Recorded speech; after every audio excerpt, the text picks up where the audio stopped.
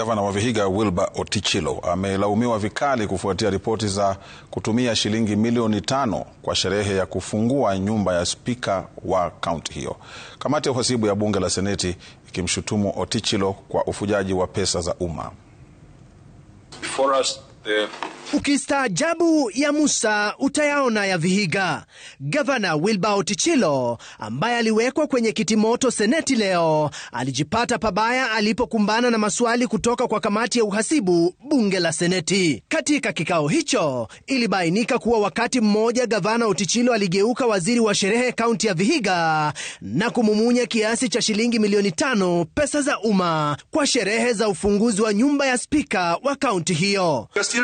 Money from contractors, deposits and retentions and giving the assembly to throw parties. A housewarming for the speaker's residence. 5 million Kenya shillings for housewarming.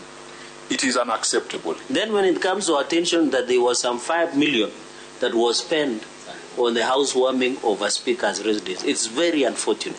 Sherehe hiyo ambayo kulingana na maseneti ilikuwa ya kukata na shoka ikilinganishwa na pesa zilizofujwa iliandaliwa tarehe 23 Disemba mwaka wa 2023. If you can have a budget line of 5 million to warm one house belonging to the speaker, this is too much.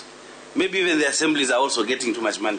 I wanted to know whether the area senator was invited, because maybe he can also be a witness. Maybe he can tell us whether he was invited or not.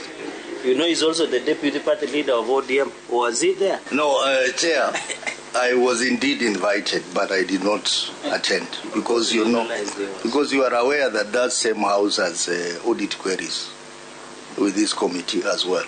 So you're giving 5 million for a housewarming, but you've got 1.7 billion as pending bills. Maseneta wakitaka kujua ni kwa nini Gavana Otichilo alishiriki ufujaji wa aina hiyo. In this financial year that money has been budgeted for, but the condition was that we had also to budget our own. Kulingana na mkaguzi wa pesa za serikali Nancy Gathungu, shilingi milioni 9 zilitengewa wawakilishi wadi katika mwaka huo wa kifedha, huku pesa hizo zikitumika kulipia marupurupu na mkopo wa magari ya wawakilishi wadi wa Vihiga kinyume na sheria. Gavana Otichilo ametetea matumizi ya pesa hizo kwa sherehe hiyo na kutaja kuwa zilitumika katika hafla rasmi ya serikali ya kaunti hiyo. Stephen Leto, runinga ya Citizen.